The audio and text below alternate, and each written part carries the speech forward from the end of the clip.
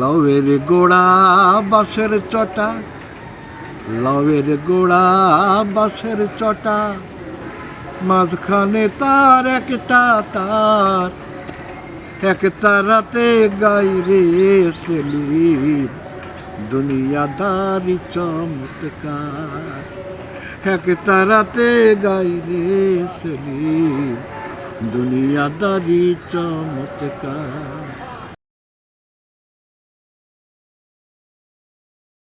কবি, গীতিকার, সাহিত্যিক, লেখক, উপস্থাপক, গবেষক, যে ভাষায় তাকে ডাকি না কেন, নাট্য অভিনেতা, বিশিষ্ট বরেণ্য ব্যক্তি, সমাজসেবক, বিশিষ্ট শিক্ষানুরাগী ব্যক্তিত্ব, নানা রঙে তাকে ডাকা যায়। এই কবির জীবনের গল্পটা আসলে খুব অসাধারণ একটা লড়াইয়ের ভিতর দিয়ে, তো সেটি আসলে এই ছোট্ট পরিসরে বলা সম্ভব নয়।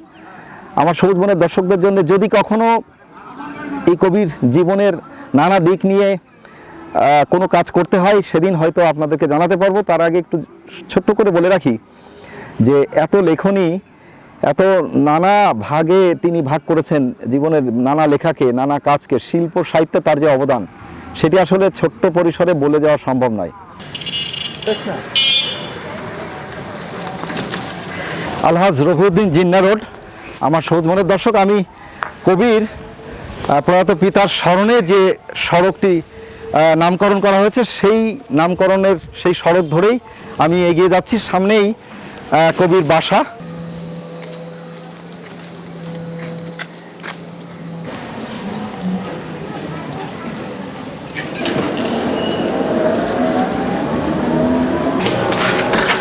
আসসালামু আলাইকুম। আরে পরিবেশ সবুজ, কেমন আছেন ভাই? তুমি কেমন ভাই? আলহামদুলিল্লাহ। আরে আল্লাহ, যিনি মানুষ গড়েছেন এবং বারবার তার লেখনী, সাহিত্য এবং কর্ম দিয়ে যিনি এই পৃথিবীকে সেবা দিয়ে গেছেন, কবি আপনি কেমন আছেন? আমার প্রথমে একটা আলহামদুলিল্লাহ, আলহামদুলিল্লাহ। দারুণ একটা প্রশ্ন আছে, বলো তো। খুব বিসাদৃশ্য লাগে দেখতে, কিন্তু অপূর্ব সুন্দর একটা দৃশ্যের এখানে প্রভাব রয়েছে। সেটি আমি বলতে চাই যে আপনার বাসায় ঢোকার সাথে সাথেই ডুমুর গাছ দেখলাম, যেটি সচরাচর বাড়ির সামনে শোভাবর্ধনকারী গাছ হিসাবে আমরা এটাকে দেখি না। আমি নিম গাছ দেখছি, ও পাশে আমি আতা গাছও দেখলাম, আম গাছও দেখলাম। আমরা যদি একটু এগিয়ে, আমি একটু বলি, একটু যদি বলেন ব্যাপারটা কি এটা? এই যে গাছটা, একে ক্যাকটাস বলে। হ্যাঁ, এইটা একটা প্রোটেকশনও বটে। এইটার আমার বাড়িতে আছে প্রায় 25 বছর। কেন ডুমুর, কেন বগনবিলাস না, কেন জবা না, কেন ডুমুর? হ্যাঁ। ডুমুর এমন একটি ফল, কথায় কথায় আছে না যে ডুমুরে ফুল হয়ে গেলে নাকি, ডুমুরে ফুল দেখা যায় না, অথচ ফল দেখা যায়। জি। তাই না? জি। তো ডুমুর এমন একটি উপকারী জিনিস, মানে মানুষের জীবনে, রোগীদের জন্য, এবং বিশেষ করে ডুমুর যেটা, ডুমুরের এই ফলটা পাখি খায়। প্রাণ বৈচিত্র্যে পাখি, বটের ফল আর ডুমুর সমানতালে খেয়ে যায়। খুব প্রিয় খাবার, খুব প্রিয়। কেন? এটা অরক্ষিত, জি। এটা সেবা লাগে না, জি। ও নিজে প্রাকৃতিক ভাবে বেড়ে ওঠে। বাহ বাহ বাহ। সেই কারণে প্রকৃতির সাথে এর যে বন্ধুত্ব, এই গাছের বন্ধুত্বটা খুবই নিবিড়। প্রথমে কবির বাসাতে ঢুকেই কিন্তু বন্য প্রাণীদের জন্য প্রেম, মানুষের জন্য প্রেম, প্রকৃতির জন্য প্রেম, এবং এই যে সুস্পষ্ট যে স্নিগ্ধ বাতাস, পরিবেশ বান্ধব গাছ, অনেক ভালো লাগলো। চলুন আমার সবুজ মনের দর্শক, আবারও এগিয়ে যাই সবুজ মনের দর্শকদেরকে নিয়ে আমার সেলিম ভাইয়ের আরও জীবন কল্পকাহিনী কথা জানার জন্যে। আমার সবুজ মনের দর্শক সকলকে শুভেচ্ছা, শুভকামনা জানিয়ে আবারও আমরা ফিরে এসেছি আজকে সামাজিক ব্যক্তিত্বদের জীবন, কর্ম, সংকটাপন্ন পরিবেশ, প্রকৃতি ও করণীয় শীর্ষক আলোচনায়। আজকে আমাদের মাঝে অতিথি হিসাবে আছেন কাশেদুজ্জামান সেলিম, বিশিষ্ট সমাজসেবক, গবেষক, কবি, গীতিকার, নাট্যকার, সুরকার, সাহিত্যিক। তিনি হচ্ছেন সভাপতি মধুসূদন একাডেমি, সাগরদাড়ি, কেশবপুরের। ঐতিহ্যবাহী যশোর ইনস্টিটিউটের তিনি হচ্ছেন সহসভাপতি 1, প্রাক্তন ছিলেন।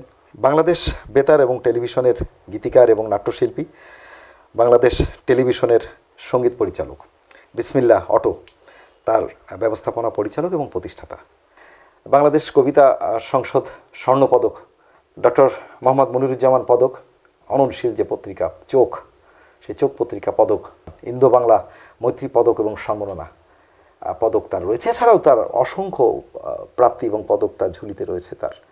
তিনি আছেন আজকে একান্ত সাক্ষাৎকারে। আমরা তাকে নিয়ে তার জীবন কর্মের গল্পগুলো শুনব এবং এই নান্দনিক মানুষটির জীবনের গল্পের পাশাপাশি তার প্রকৃতি ভাবনা চিন্তা নিয়ে আমরা কথা বলবো।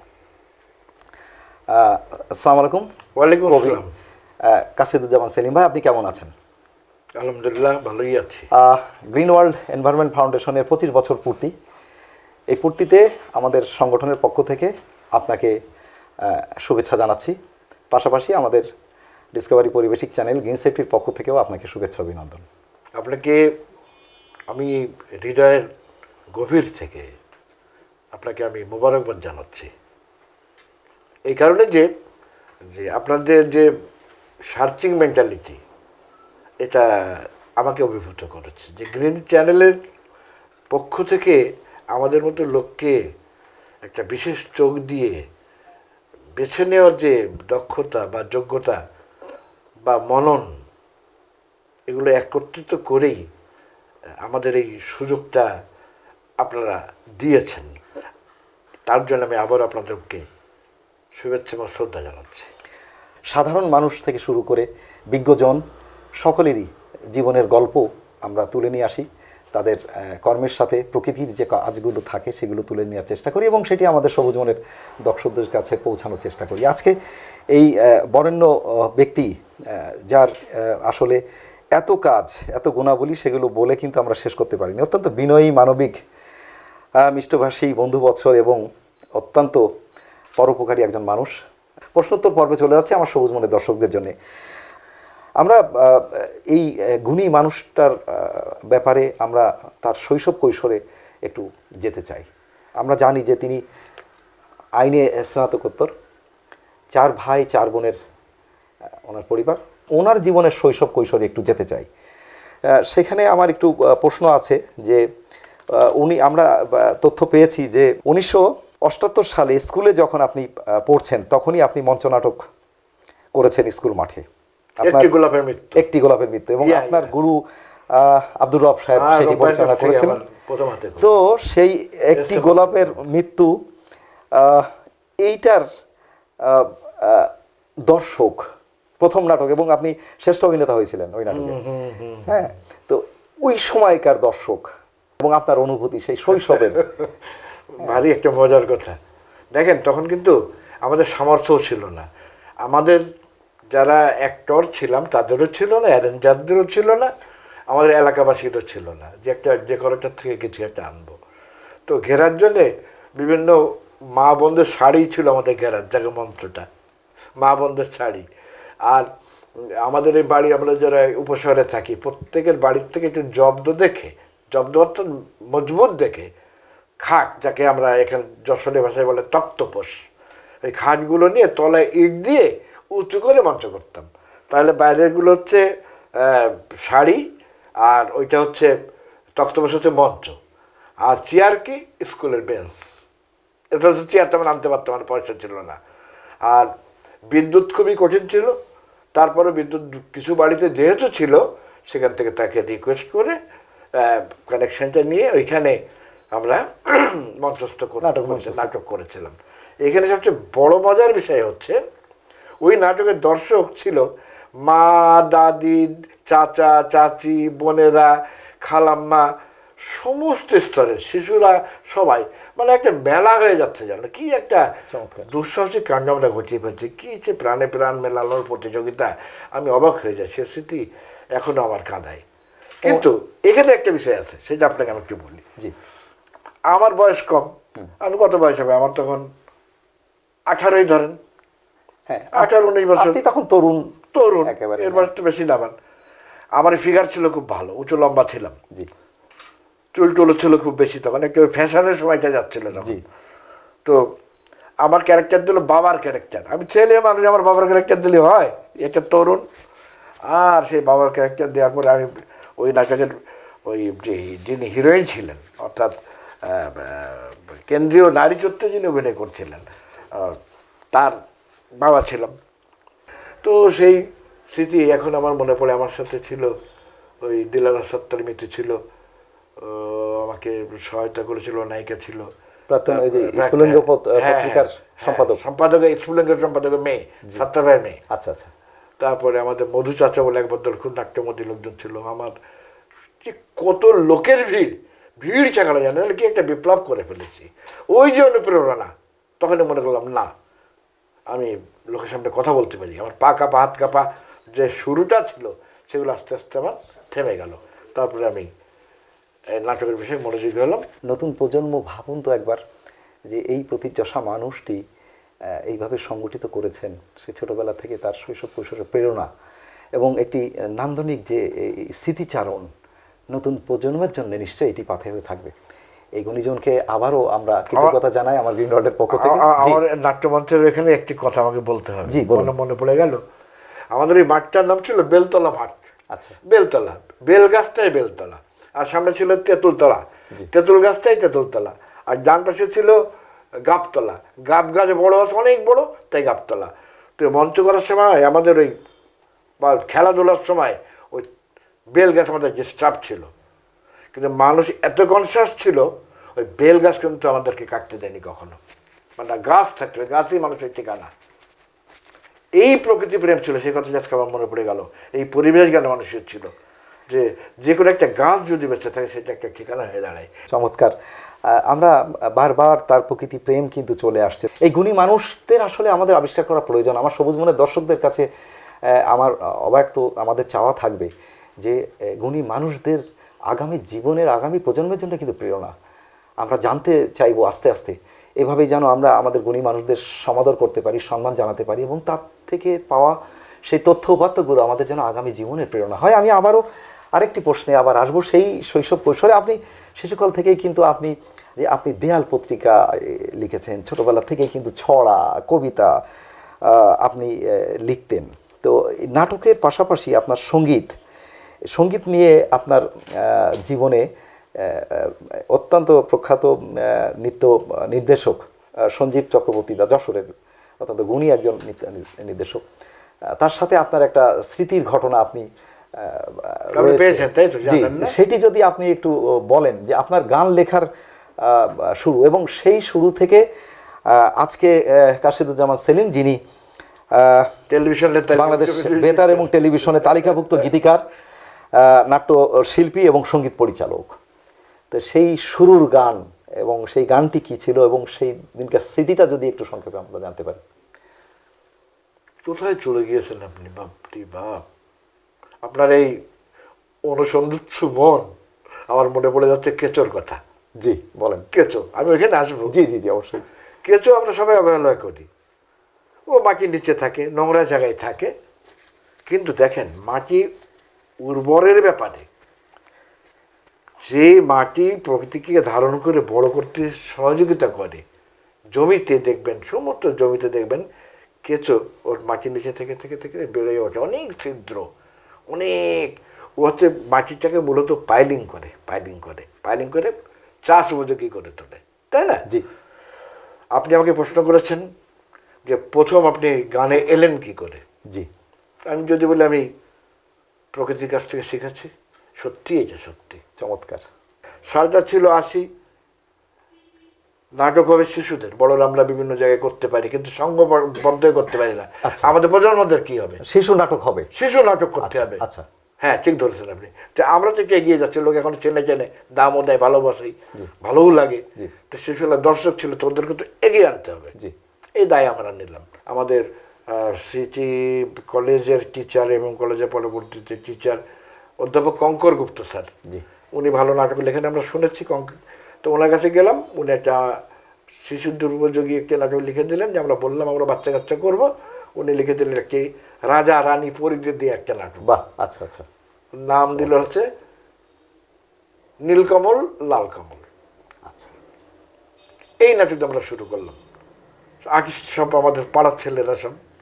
তো তখন আমরা করতে করতে পরি লাগবে, সমস্ত মেয়েরা, আমাদেরই বোন, আমাদেরই ভাগ্নি, আমাদেরই প্রতিবেশী, সবাই। তো তখন নাটকের সিকোয়েন্সের প্রয়োজনে সঞ্জীব বলল, সেলিম একটু পরীরে আনতে হলে পরীর তো নাচাতে হবে, পরীর তো নাচে, দল বেঁধে আসে, নাচে, তো এখানে তো গান লাগবে। আচ্ছা। গানের কি করব? আমি গান বললাম, আমি গান লিখছি, দেখো তুমি দেখো, সুর করবে কে? বলে আমি করবো, এত গান জানি। বলে প্যারাজুট সুর চলবে না। বলে প্যারাজুট দেবো কেন? দেখি আমরা ট্রাই করি, চেষ্টা করি।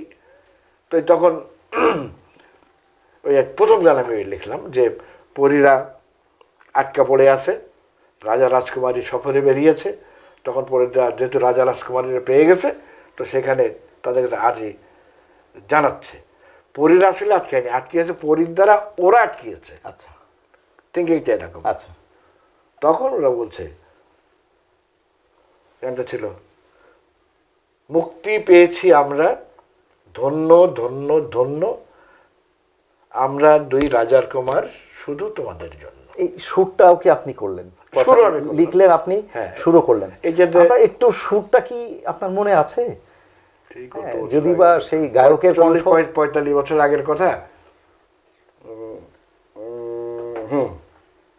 মুক্তি পেয়েছি আমরা, ধন্য ধন্য ধন্য, তোমরা দুই রাজার কুমার, শুধু তোমাদের জন্য।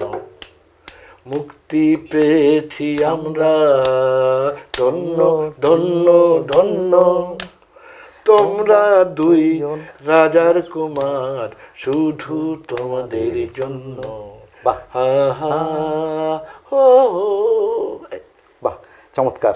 আমার সবুজ মনের দর্শক, আমরা এই গুণী মানুষটার যে শিশুতোষ মন আমরা হারিয়ে যাচ্ছিলাম সেই শৈশব থেকে কৈশোরে তিনি যখন, তখনই কিন্তু তিনি গান লিখেছেন, গান রচনা করেছেন, সুর দিয়েছেন, সেখান থেকেই শুরু।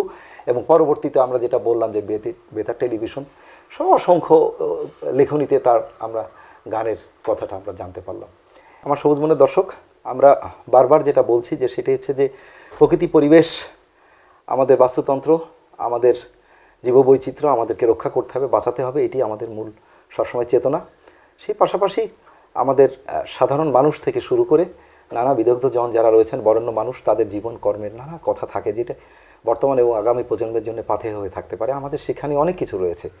সেই বিষয় নিয়ে আবারও কবি কাসেদুজ্জামান সেলিম ভাইয়ের কাছে ফিরছি। আমি প্রথমেই একটি নান্দনিক বিষয় আমার সবুজ মনের দর্শকদের জন্য আমি বলতে চাই, সেটি হচ্ছে এজন মুন্সির পোস্টার। এটি একটি অসাধারণ একটি নাটক এবং একসময়কার বিপ্লবী বা বিদ্রোহী চেতনায় উদ্বুদ্ধ হওয়া স্বৈরাচার বিরোধী একটি নাটক ছিল, ইন্দু শাহ রচিত।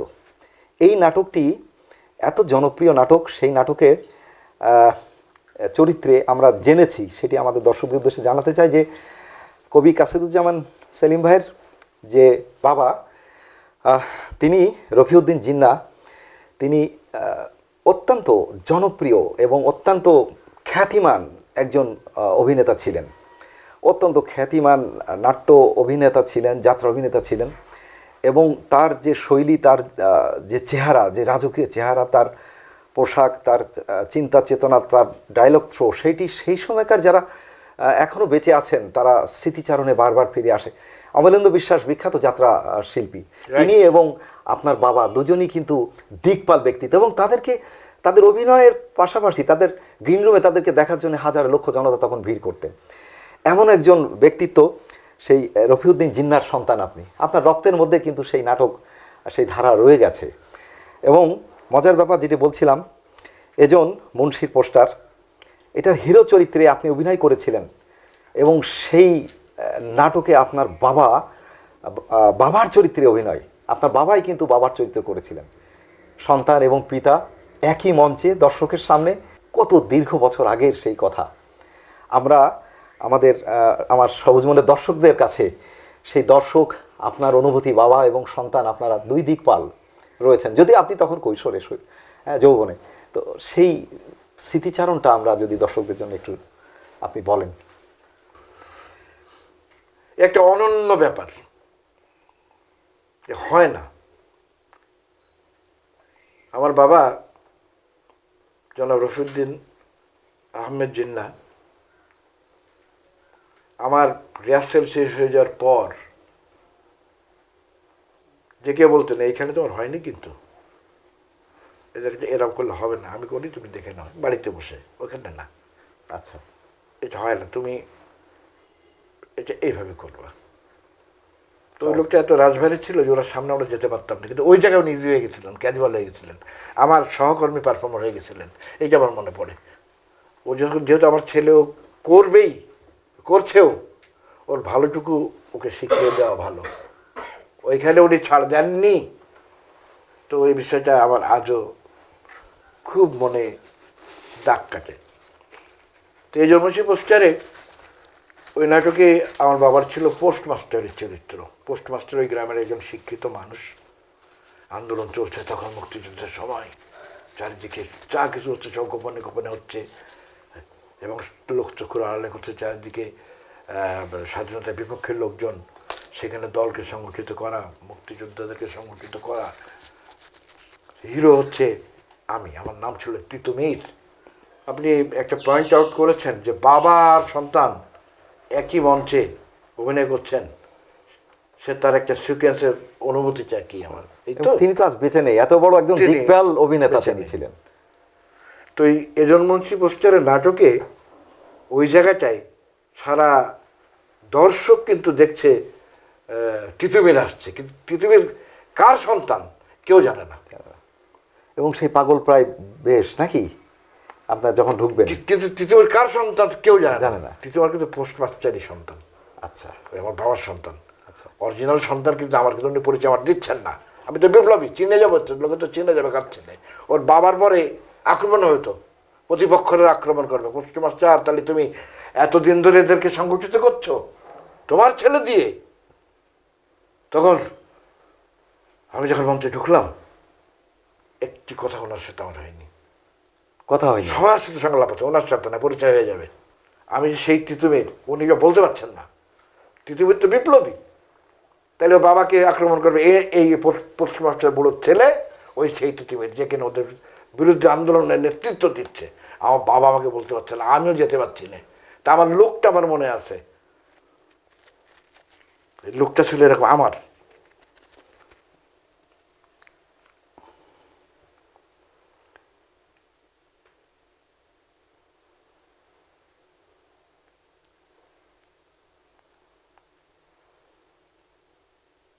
এটা ছিল আমার লোক। আমার বাবার লোক ছিল সরাসরি আমার দিকে না তাকিয়ে এরকম তাকিয়ে।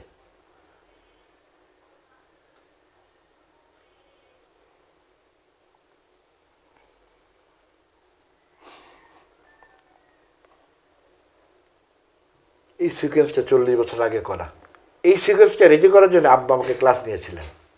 আব্বা বলল, উত্তম কুমার এবং সুচিত্রা সেনের একটি সিনেমা গল্প আমার বললো একদিন, তোমাকে এই লোকটাই দিতে হবে, এই কাজটা করে, আমি আমারটা করবো, তুমি তোমারটা শেখানো আমার কাছ থেকে। 1952-তে, মানে ভাষা দিবস সেই সময়। তো ওই সময়ে আগে পরে তৎকালীন তো সদ্য স্বাধীনতা প্রাপ্ত দেশ হচ্ছে ইস্ট পাকিস্তান, তখন তো বাংলাদেশ ছিল না 52-তে। তো তখনই বনগাঁ যশোরের সাথে একটা মিল ছিল, ট্রেন যোগাযোগ ছিল, যোগাযোগ ব্যবস্থা সব জানেন তো আপনাদের সব কিছু। তো তখন বনগাঁ বেঙ্গল থিয়েটার থেকে উনি গোল্ড মেডেল পেয়েছিলেন, শ্রেষ্ঠ পারফরমার হিসেবে, শ্রেষ্ঠ অভিনেত্রী হিসেবে। আপনার বাবা? বাবা। আচ্ছা। আর আমি যেখানে ছিলাম, ওই বাবার গল্পের ধারাবাহিকতায় আমি যে এজন্মশ্রী পোস্টার ইন্দু শাহ রচিত, তখন ব্যাপকভাবে চলতেছে, এরশাদ গভর্নমেন্ট তখন ক্ষমতায়, তখন ঢাকা বিশ্ববিদ্যালয় কেঁপে যাচ্ছে, গ্রামে গঞ্জে চলছে। আমরা সেই স্ক্রিপ্ট নিয়ে চলে আসলাম, স্ক্রিপ্ট নিয়ে আসার ইতিহাসও আছে, সেটা আমি নাইবা বললাম, স্ক্রিপ্ট নিয়ে আমরা শুরু করে দিলাম।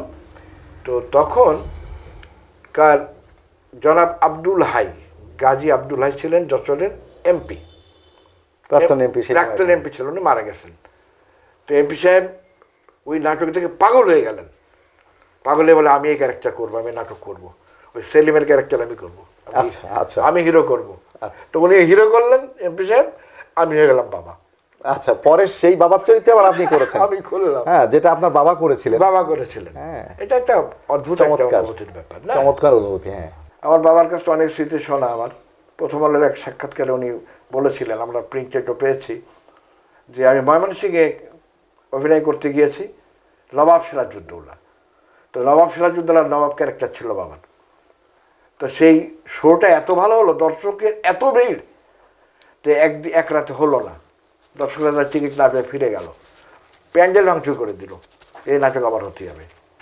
পরের দিন আবার হলো, পরের দিনও উপচে পড়া ভিড়, পরের দিনও হতে হলো আবার, 7 দিন পর পর আবার সিরাজউদ্দৌলা অন্য পালা সব বাদ, ওইটাই 7 দিন পর পর মঞ্চ অভিনয় করতে হতো। বাপরে বাপরে, চিন্তা করা যায়, এটা একটা ভাবা যায় না। এইটা তার বলে আমার জীবনের শ্রেষ্ঠ স্মৃতি। আপনার বাবা তো আজকে প্রয়াত, আপনার হৃদয়ের সেই সময়কার সেই আপনার অনুভূতির সেই আবেগের জায়গাটা যদি আমার সবুজ মনে দর্শকদের জন্য একটু বলেন।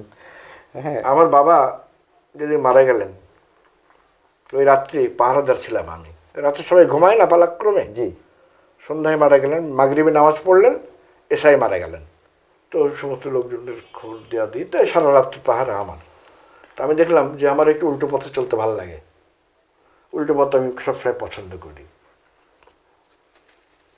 তো এইখানটা ঠিক আমার অনেকে স্পেস নেই দেখায় বাড়িতে, জি, দেখেছেন না? জি। এই স্পেস এই খাটিয়াটা শোয়ানো আছে, আমি দেখাশোনা করছি, লোকজন হচ্ছে কথা বলি করতে করতে রাত গভীর হয়ে গেল। তখন লোক কমতে কমতে আর কেউ থাকলো না, বাড়ি লকড হয়ে গেল, আমি আবার ওই ডেড বডির পাশে বসে আছি। এটা কত সালের কথা? 2019 সালে, এই তো 5 বছর হলো, 5 বছর হলো, 2019 সালে, ঠিক আছে, 19শে জুন মনে আছে আমার। তখন আমি ওই ফিলিংসে এটা লেখার উপরে চলে গেলাম, আমার লেখার ঘরে গিয়ে আমি লেখা শুরু করলাম। লেখা শুরু করে আমি ওইখানে একটা সুরারোপ করলাম, একটা গানের আঙ্গিকে, নিচে ডেড বডি, কি ইমোশনাল আমি, উপরে আমার বাবা পর নিচে মৃত, আমি উপরে চলে গেলাম ডেড বডিতে।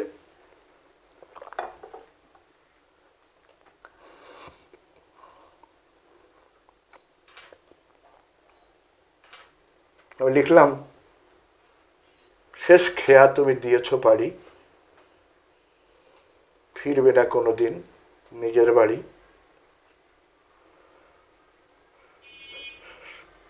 সব পাঠ চুকিয়ে নিলে প্রস্থান, মরণ বরণে দিলে সমাধান। আমি লিখে ফেললাম। ডেড বডির নিচে আপনি ওখানে লিখলেন। আমরা বিখ্যাত কবি কাজী নজরুল ইসলামের সেই তার সন্তান যখন মারা গেল, সে তখন কবিতা লিখেছিল, এবং সেই তথ্যটা আমরা সবাই জানি। আজকে একজন পাগলামি আসে আমার, আমি কি করবো? আমার সবুজ মনের দর্শক, আমার মনে হয় যে আমরা নাটকের সেই তার যে অভিব্যক্তি বাবা এবং সন্তানের চরিত্র, সেখানে আর যেতে চাই না। এই মানুষটির অভিব্যক্তি বলে দিচ্ছে যে কি গভীর চেতনা, কত মানে বোধের জায়গাটা থাকলে বাবার প্রতি সেই শ্রদ্ধা। আমরা রফিউদ্দিন জিন্নাহ সাহেবের, প্রয়াত জিন্নাহ সাহেবের প্রতি আমরা শ্রদ্ধা নিবেদন করছি, তার আত্মার শান্তি এবং মাগফিরাত কামনা করছি। এবং আজকে আমরা কবি, লেখক, নাট্যকার কাশিদুজ্জামান সেলিম ভাইয়ের সাথে আমরা ছিলাম। আপনি যশোর নাট্যকলা সংসদেরও সদস্য, দাতা সদস্য, আপনি নানাভাবে কাজ করেছেন তো নানা নাটকের জায়গায়। আপনার প্রথম নাটক কিন্তু আকরাম লাঠিয়ালের চরিত্র ছিল, এটি হচ্ছে যে নেকড়ে নাটকে, হ্যাঁ, এবং সেটি আমাদের অ্যাডভোকেট জাফর সাদিক নির্দেশনায় ছিলেন, বিখ্যাত নাট্যকার তিনি, অভিনেতা ছিলেন, বিখ্যাত সাংস্কৃতিক কর্মী, আমাদের গ্রিন ওয়ার্ল্ডের তিনি রিসোর্স পারসন একদম প্রতিষ্ঠাকালীন সময় থেকে। আপনার অ্যাডভোকেট জাফর সাদিক চাচার এই নির্দেশনায় আপনি নাটকটা, আপনি আকরাম লাঠিয়াল চরিত্র প্রথম, আপনি ফিগার ভালো ছিল, ইনস্টিটিউটের নাটক, আর তারপর আমাকে নেমেই বা কেন, ওখানে তো অনেক বড় বড় আর্টিস্ট, আমার এর চেয়ে বড় ক্যারেক্টার ওখানে হবে না। আমি তখন তো আমি মঞ্চ কাঁপানো হিরো, কিন্তু অত বড় বড় বর্ষিয়ার মধ্যে আমি চান্স হয় আমার, এতে আমি কি খুশি, ওরে বাপ রে বাপ। তখন আপনার সেটুকুই অনেক বড় পাওয়া, অনেক বড় পাওয়া, যশোর ইনস্টিটিউট তো আসলে অনেক বড় একটা ব্যাপার, অনেক বড় ব্যাপার ছিল। সেখানে এরপরে কিন্তু আপনি খেপা পাগলার পেঁচাল, হ্যাঁ, এই নাটকে আপনি খেপা পাগলা চরিত্র এরকম, হ্যাঁ, তারপরে আপনি রূপকার নাট্যগোষ্ঠী দিয়ে আপনি শুরু করেছিলেন। মামুনুর রশিদের বিখ্যাত ওরা আছে বলেই, হ্যাঁ, এই নাটকে আপনি, হ্যাঁ, যে বিখ্যাত গঙ্গারাম ডোমের সেই চরিত্র, হ্যাঁ, ধাঙ্গড়ের চরিত্র আপনি করেছেন। আমি যখন মঞ্চ নাটকের থেকে যখন প্রথম নাটকে চলে আসলাম, তখন তো চাকে পরে চাকে নাটক করি, মোড়ে বলে এই মনিহাটে, এই পালবাড়ি, এই পুলের হাটে, এই নপাড়া, এরা চলে যাচ্ছে গাড়িতে করে মানুষকে উজ্জীবিত করবার জন্য। হ্যাঁ, তখন সারা গায়ে কালি, গায়ে বস্তা, চেনা যায় না আমাকে, পরচুলা পরা, আমার অনেক চুল ছিল তারপরে পরচুলা, কোট ছেঁড়া, এই জায়গায় ড্রেস। আমাকে ছেড়ে দিত ওখানে, আমি যে দলে যেতাম দল আমাকে এই ধরেন 100 গজ 200 গজ 300 গজ দূরত্ব আমার ছেড়ে দিত, আমি ওদের কেউ না। আমি ওদের এবার আমি ওই হাতে বাটে ভিক্ষে করতে করতে হাতে বাটে চলে যাবো, নাটক হয়ে তোমার খেয়াল আছে জি, অমুক জায়গায় নাটক জি, হবে, ঠিক আছে। আমি তখন কখনো দর্শক অনেকের সামনে বসে থাকতাম। আমি তো অ্যাক্টর, একটা খেপা পাগলা নাটকের আমি হচ্ছে কেন্দ্রীয় চরিত্র, কিন্তু অনেক খানিক পরে আমার ঢুকতে হবে। অনেকেরই দেখা 50টা শো করেছে আমি ওইটা সারা দেশে, 50 বার এক নাটক বন্ধ করতে হয়েছে। দুর্বার গণ আন্দোলন যখন, তখন আমার ওই নাটকের খুব ডিম্যান্ড। কী করব, আমাকে ছেড়ে দিত। আমি একটা হোটেল থেকে একটা দৈন মামলা নিলাম, একটা ভিক্ষা চালাম, কেউ দিল না, কেউ তাড়িয়ে দিল। আর লোকজন তো নাটক দেখতেছে, মঞ্চে অন্যরা নাটক শুরু হয়ে গেছে। তো আমার তো কান খাড়া আছে একদম, আমার ক্যারেক্টার কখন যখন মিথ্যে কথা বলছে, একটা লোক বলছে যে বিরোধী পক্ষের একজন বলতেছে নাটকের চরিত্র অনুযায়ী যে মুক্তিযোদ্ধাদের কটাক্ষ করে সংলাপ দিচ্ছে, গান হচ্ছে এই মিয়া কই থেকে অল্প পোলাপাল ধরে লয়েছ আমারে কইতি, আমি ডিস্কো রত্না জ্যান্সারে লয়ে যেতাম, হালার হালাল হেরা মন দিয়ে শুনতো, কি গানা বাজনা লাগাইছে। আমার কইতে আমি পিয়ারু কাউলের খবর পৌঁছাইতাম। স্বাধীনতা বিরোধী লোক ওই পিয়ারু কাউলের খবর পৌঁছাবে। আমার তখন ওই গান যখন এই গান ওই ডিস্কো মার্কা গান থাকলে গান নাইলে জায়গা ভেঙা দে প্রোগ্রাম, এই অনুষ্ঠানে আমি এবার পারব না। যেমন টাকা লিছস ওই টাকা আমাকে হনে ফেরত দেওয়া দিতেইব। আমাদের টাকা নিয়ে অতিথি করার ছস, মানুষ টাকা দেখলে গান হইল নাকি। তখন আমি মঞ্চে এখানে আমার যা সহ্য হচ্ছে না, আমি কোল্ডিং করে উঠে গেলাম, একদম গায়ে চট বাঁধা কোল্ডিং করে উঠে যে যখন বড়া। আমার এখানে ছিল কলার মাইক্রোফোন, চিৎকারও করতে পারতাম, গায়েও জোর ছিল, কণ্ঠও ছিল এরকম ভালো। কি হইতেছে হয় না, কি হইতেছে হয় না, এগুলো একটা চেয়ার, তখন কাঁচার চেয়ার দিয়ে ভেঙে চেয়ার পরে মারলাম, মেরে চেয়ারটাকে ভেঙে ফেলে ওই চেয়ারে তখন আবার এই পেরেক থাকতো, তখন পেরেক দিয়া পেরেকে এক রক্ত কেটে গেল আমার এতখানি হাত। এই আমার ফিলিংস ডেভেলপ করে গেল। আচ্ছা, রক্ত যখন দেখতেছিলাম মাথা খারাপ হয়ে যাচ্ছে আমার। তখন আমি বললাম, মঞ্চে উঠে গিয়ে বলছে যে গান থামাও, ওই গান একজন আমিও গাইতাম, হাতে রাইফেল মুখে গান, অন্তরে থেকে ভাইজা আছে গান, ঢোল নাই কাঁচা নাই, পায়ের নিচ থেকে ভাইজা আছে ঠক ঠক ঠক ঠক ঠক ঠক বুটের আওয়াজ, দূরের ঝাউবন বাতাসের দোলায় কাঁপে, আসমানের চাঁদে চিংড়ি দিয়ে আসে, হায়নার দল 6 ফুট লম্বা কুত্তার দল চুইচা খায়, আমগো মায়া বলগো নরম শরীর। কান্দন আসে বিচার দি আল্লাহর কাছে, এই পাগলের কেউ চলে বের করে এখান থেকে, না মার থেকে বেশি বাসির দরদ আমি তারে কই কলুর বলদ, 71-এর দালাল 74-এর বেশা আমার শোনাইতে চাও তুমি, স্বাধীনতা চুক্তির কেসা কি হইব ওই স্বাধীনতা দিয়া।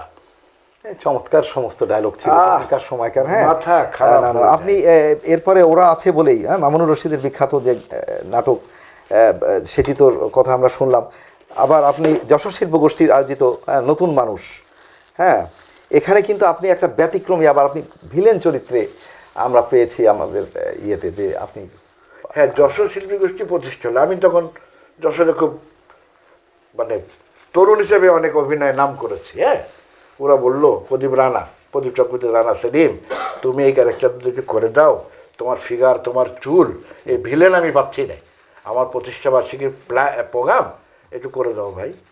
তা যাক, আমরা বিশিষ্ট শিল্পী বিভিন্ন জায়গাতে নিয়ে সংগঠিত করে আমাদেরকে ক্যারেক্টার দিল। আমার ক্যারেক্টারের নাম ছিল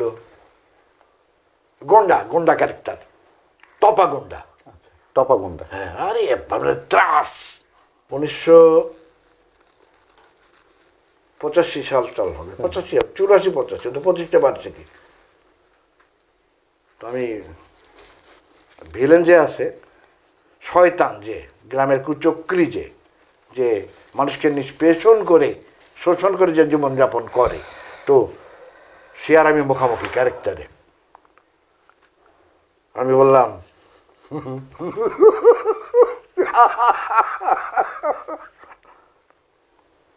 আমি তপা তুমি জানো না, জানো না। দূর থেকে ছোড়াটা ছুঁড়ে মারলে তার বুকের ডান পাঁজরের মধ্যে পুরো 8 ইঞ্চি ঢুকে যাবে। हाथी का बात नहीं, ये मर्द की बात और हाथी का दांत।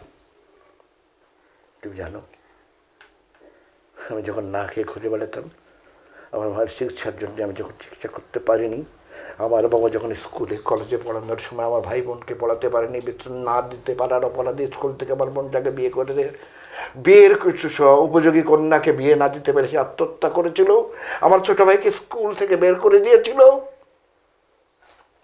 আমাকে আমাকে সন্ত্রাসী করেছিল তোর জন্যে।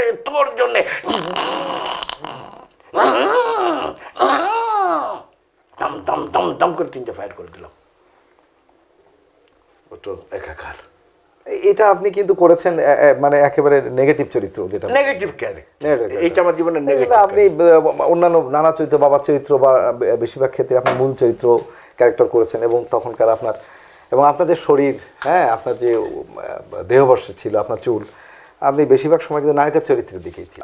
সবুজ মনের দর্শক, আমরা শুনছিলাম আমাদের কবি নাট্যকার কাসুজ্জামান সেলিম ভাইয়ের অভিনয়ের নানা দিক নিয়ে আলোচনা করছিলাম। আসলে ওনার মতো প্রতিভাবান যারা রয়েছেন তাদের সম্পর্কে আসলে এত বিস্তৃতভাবে সময়ের প্রয়োজন। তো এই আলোকিত মানুষটাকে আমরা আবারও ধন্যবাদ জানাই গ্রিন ওয়ার্ল্ড এনভায়রনমেন্ট ফাউন্ডেশনের পক্ষ থেকে, এবং আমাদের সহযোগিতা গ্রিন সেফটি পরিবেশিক ডিসকভারি চ্যানেল রয়েছে, কাজ করছে, তাদের সকল কলাকুশলীর পক্ষ থেকে আবারও শুভেচ্ছা শুভকামনা জানাচ্ছি। 25 বছর পূর্তিতে আমরা ছিলাম।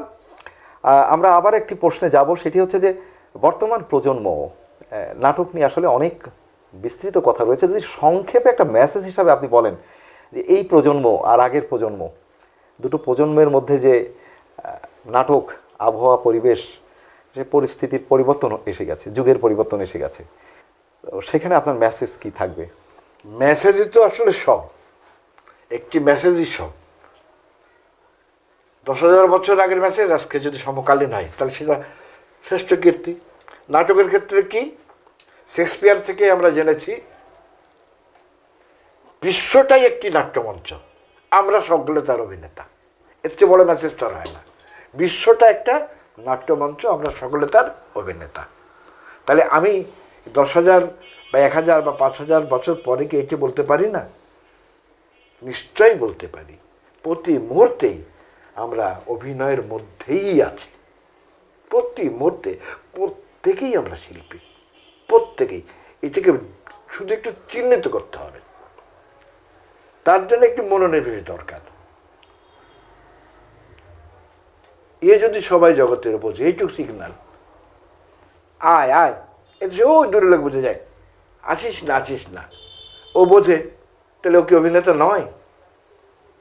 ছোট্ট মেসেজ। তাহলে কি আমাদের বোধকে শানিত করতে হবে, প্রত্যেকটা বিষয়ে মনোযোগ হতে হবে।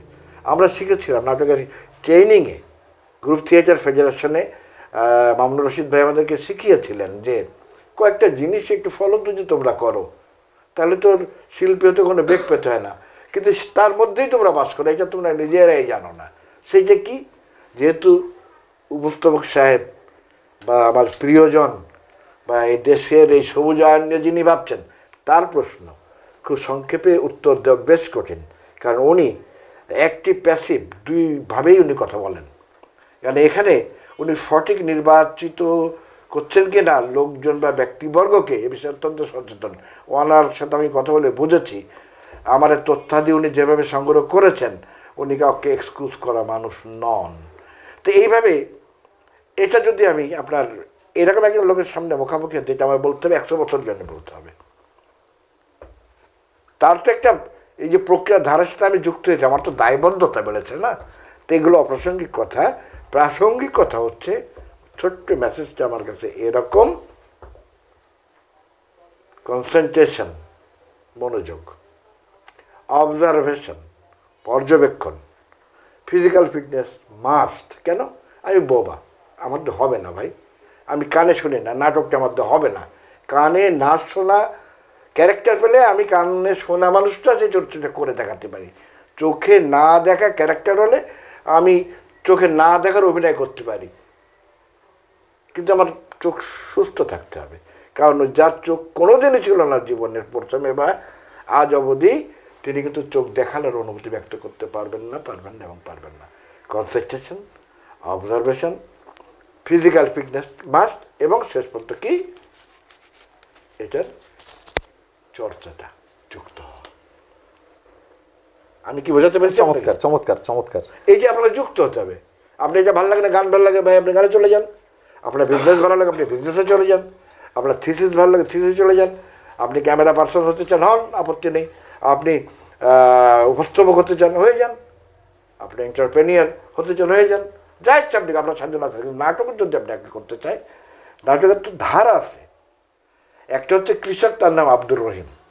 সে কৃষকের যে চরিত্র সেটা করবে, আব্দুর রহিম কৃষকের চরিত্র করে দেখাচ্ছে, এই তো কথা। ওই আব্দুর রহিমকে বলা হচ্ছে, তুমি আব্দুর রহিম অরিজিনালি কৃষক, কৃষকের চরিত্র তুমি নিবিড় হয়ে যাও। আমি কি বোঝাতে পারছি আপনাদেরকে, নাকি আমি নিজে বুঝছি না? না না, অবশ্যই। দুইটা ধারা। স্ট্যানলেসলাভস্কি মজার নাটকের গুরু, তাদের কাছেই তো আমাদের জানা বা শেখা। তারা বলছেন, হয় ক্যারেক্টার করে দেখাও, চরিত্রটা এরকম। আমি তো আসলে পাগল না, আমি যদি পাগল অভিনয় করে আমি করে দেখাচ্ছি। আর একটাতে পাগলে হয়ে লীন হয়ে যাও। আপনি যেটা ইচ্ছা নিতে পারেন, ফর্মটা দুটো। তার মানে দুটোতেই আপনাকে কনসেন্ট্রেট করতে হচ্ছে। ফাঁকি দেওয়ার কিন্তু আপনার নেই, যে আপনাকে নিজেকে সিলেক্ট করতে হবে কোন ধারাতে আপনি যাবেন, এবং সেই ব্যাপারে আপনি মনোযোগী কেনা। ভালো লাগছে না, ছেড়ে দেন, আরেকটাই যান। আমি তো বিজ্ঞান হওয়ার স্বপ্ন দেখি না। আমি কবি, লেখক, শিল্পী, সাহিত্য, এই নিয়ে আমার বসবাস। আমি এই ঘরের মধ্যে থাকলে আমি সুখ পাই। আমি এই সুখটা কেনা লাগে না আমার, আমি তো নিজে এই সুখে মোহিত হই। ফুলের কাজ কি বলেন তো?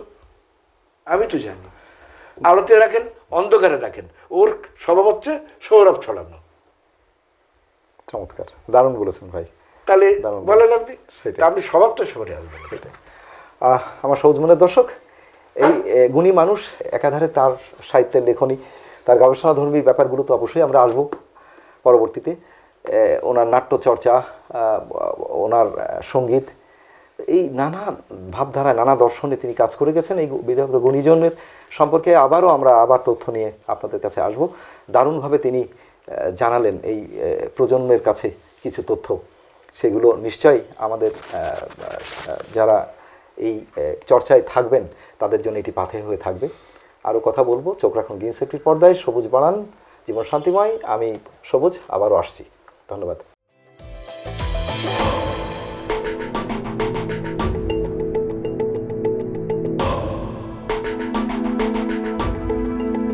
সবুজ বাড়ান, জীবন শান্তিময়।